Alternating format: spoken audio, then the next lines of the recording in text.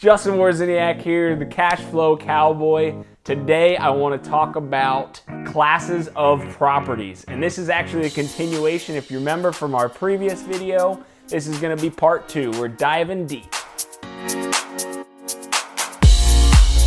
So properties are classified in 4 different categories: A class, B class, C class, and you know it, D class. An A class property is your high-end, luxury, premier, gorgeous apartment buildings. I mean, these are typically a higher price per unit, typically over 100,000 or up.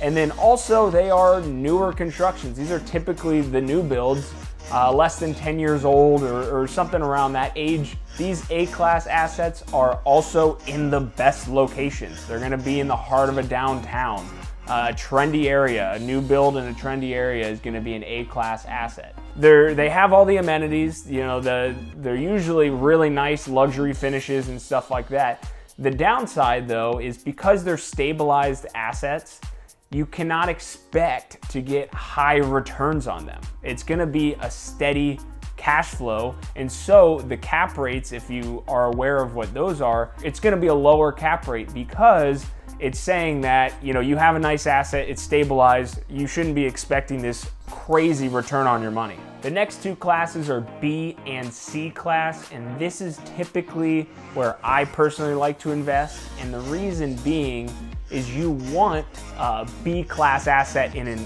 A class area. So that means, you know, the old saying, you want the worst house on the block because then everyone else's values bring up yours.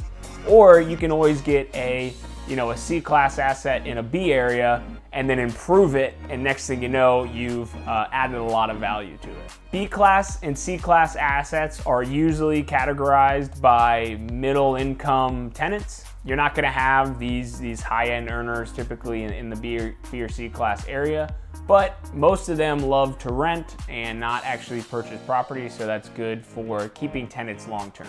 Typically, your B class asset is gonna have a fairly good construction and quality to it. C class, a little bit less. Usually when you get a C class asset, you want to do renovation improvements to it to spruce it up a little bit and bring it to a B class asset. As far as amenities go, the B class asset tends to have amenities, so you'll see maybe a pool, maybe a gym, something along those lines, maybe a basketball court outside or something. But the C class asset usually doesn't have those amenities because it's not really advantageous for the area. The people aren't going to use them. They're just there for price. Usually price is the big driver in the C class asset of who's going to live there, tenant base wise.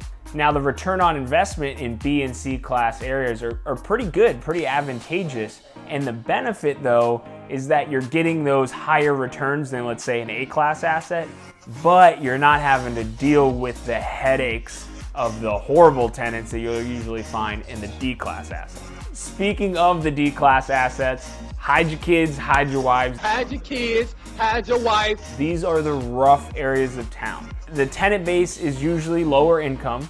That's just kind of the way it is. But the people that manage them are usually the issue with the D class asset because it's run as if you're a slumlord, which is not great for providing a good quality product for tenants. Typically, these are also very, very old assets, you know, maybe 50, 70, 100 years old. And so there's a lot of deferred maintenance on them. The property manager's not going there to fix things. And so over time, it slowly becomes worse and worse, and the overall asset starts to deteriorate a little bit. You should not expect any amenities to come with a D-class asset. It's just, you know, the only thing people care about is how low the rent is, and you know, hopefully they don't have to have a security deposit. Now, if you're up for the challenge of investing in a D-class area, you should expect very high cash flow returns. And it's because, one, you don't have a lot of competition, and the other is that it's just a lot riskier because the tenant base doesn't necessarily pay on time all the time. They usually trash the place, and so it's a rougher tenant base, rougher area of town. So if you're gonna spend the time to go in there and manage an asset efficiently and effectively there, you should expect a high return on it. But that goes to say there's a lot of tenant issues, and so that's why a lot of people just stay away from it in general.